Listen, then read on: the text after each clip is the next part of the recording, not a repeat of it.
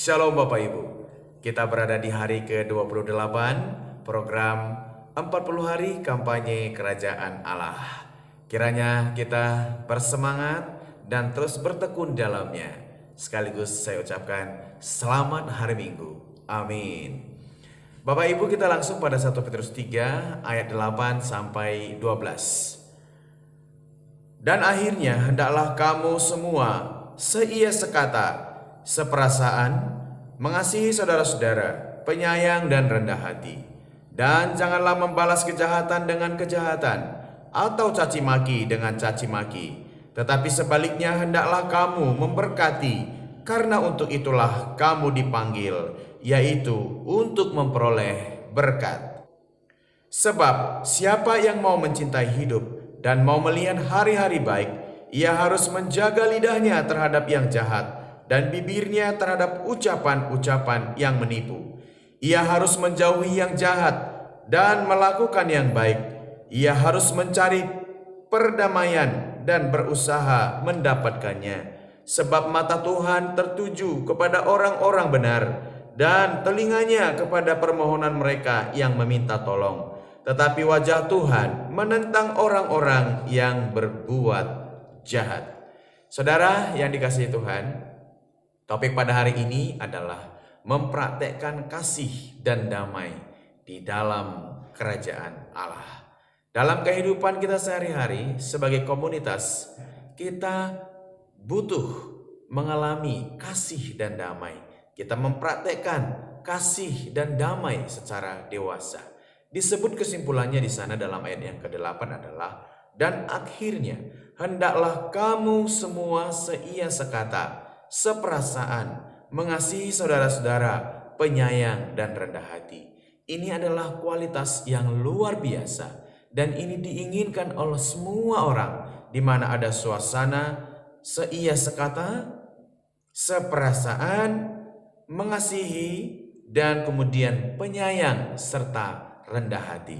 Secara daging, apabila kita melakukannya ini dengan sekuat tenaga kita, saudara, kita akan mengalami kegagalan. Hanya Tuhan dengan kasih dan damai-Nya yang bekerja kuat di tengah-tengah kita dapat mengalami ini. Sebab apa dikatakan di ayat yang ke-9? Dan janganlah membalas kejahatan dengan kejahatan, atau caci maki dengan caci maki. Tetapi sebaliknya hendaklah kamu memberkati, karena untuk itulah kamu dipanggil, yaitu memperoleh berkat.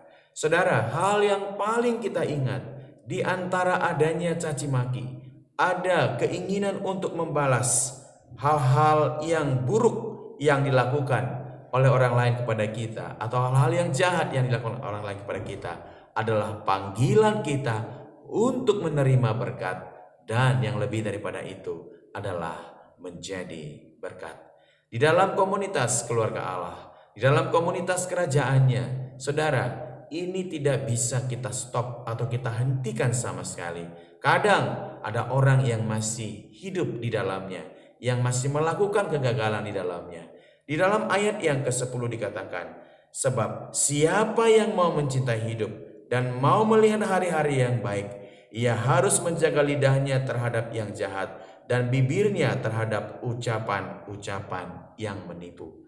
Bapak Ibu Saudara, terkadang dan masih ada banyak perkataan-perkataan yang menyakitkan, perkataan-perkataan yang membuat hati orang lain menjadi kecewa di dalam kehidupan kita.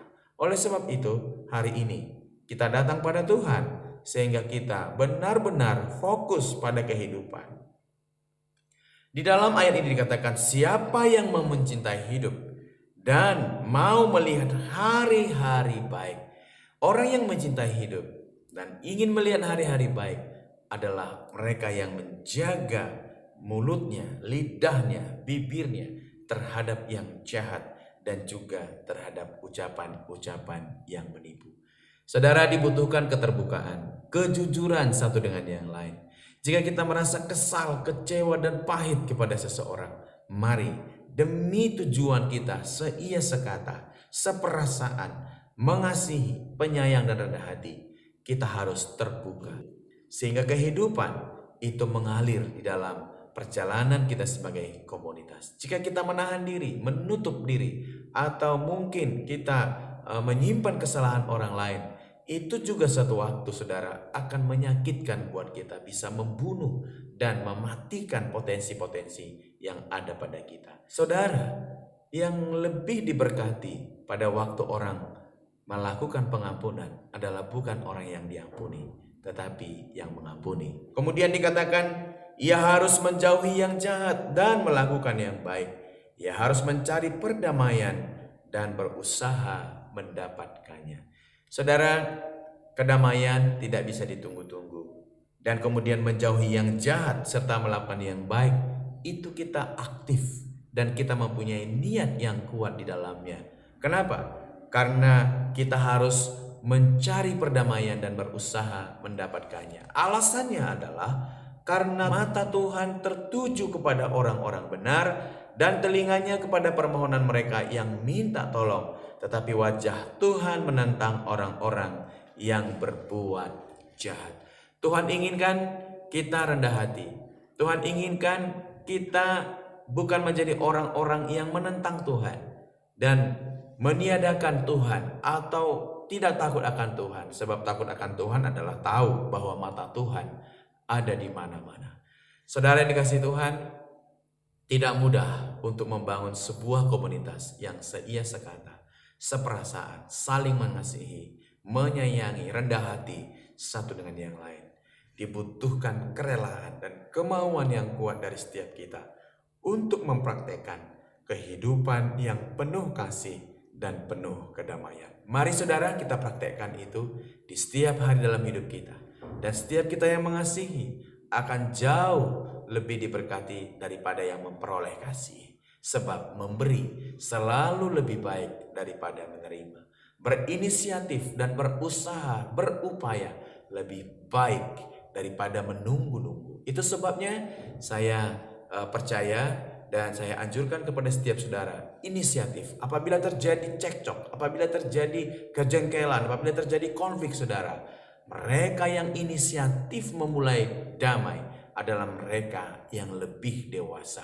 Saudara, dibutuhkan di jemaat lokal, di jemaat tubuh Kristus, orang-orang yang dewasa yang berinisiatif untuk membangun suasana atmosfer seia sekata, kemudian seperasaan, saling mengasihi, penyayang dan kemudian rendah hati, menjauhi untuk membalas kejahatan dengan kejahatan, caci maki dengan caci maki, tetapi saling memberkati, saling mendukung, saling menopang satu dengan yang lain, sehingga kehidupan nyata, kehidupan surgawi semakin terwujud dalam diri kita lewat perkataan-perkataan yang baik, perkataan-perkataan yang membangun. Saudara, saya memiliki banyak sekali pengalaman yang mana saya memiliki perkataan-perkataan yang menyakitkan bagi orang lain, sehingga orang itu lari atau pergi daripada saya dan tidak suka kepada saya. Saya bertobat saudara.